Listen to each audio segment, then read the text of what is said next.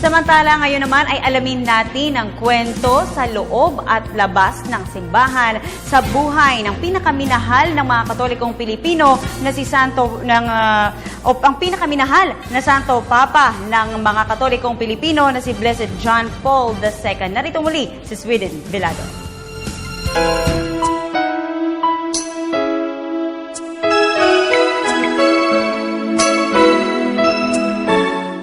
Ang kanonisasyon ay isang seremonya ng simbahang Katolika na ginagawa upang ipahayag at ipagbunyi ang isang tao bilang huling hakbang sa kanyang pagkasanto. Sa linggo, nakatakdang ihalal na santo ang isa sa mga pinakanatatanging matak sa puso at isipan ng simbahang Katolika, si Pope John Paul II. Ngunit sino nga ba siya at ano ang kanyang naging buhay sa loob at labas ng simbahan?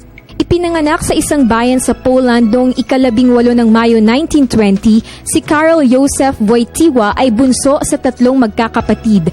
Mahilig siyang maglaro ng soccer at minsay nangarap maging aktor sa teatro.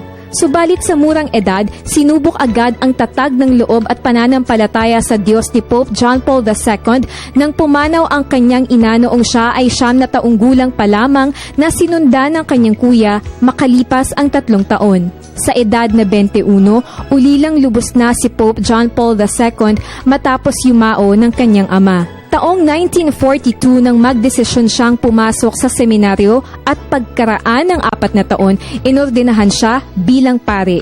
Si Catholic Pope John Paul II ang kauna-unahang papa na inihalal mula sa Poland at siya rin ang sa kasaysayan ng Katoliko na hindi Italyano na naluklok matapos ang 400 siglo.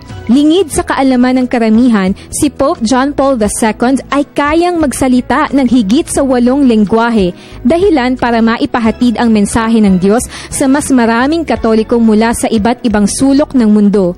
Bukod yan, siya rin ang may pinakamaraming bansang nabisita at noong 1995, mapalad ang Pilipinas na mapuntahan niya para idaos ang World Youth Day.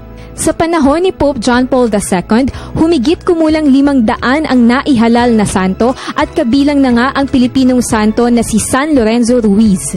Dahil sa natatanging kabutihang loob at pagiging mabuting inspirasyon lalo na sa mga kabataan, minsan nang itinanghal ng Time Magazine na Man of the Year si Pope John Paul II. Pumanaw sa edad na 84 si Pope John Paul II noong 2005 dahil sa sakit na Parkinson's disease. Tinatayang mahigit katao ang dumalo sa kanyang libing sa Roma at tiyak milyon-milyong Katoliko na naman ang dadalo sa kanyang canonization sa linggo kasabay ni Pope John the 23rd na gaganapin sa St. Peter's Basilica sa Vatican City na pangungunahan nila Pope Francis at Pope Benedict XVI. Para sa Telebisyon ng Bayan, ako si Sweden Velado.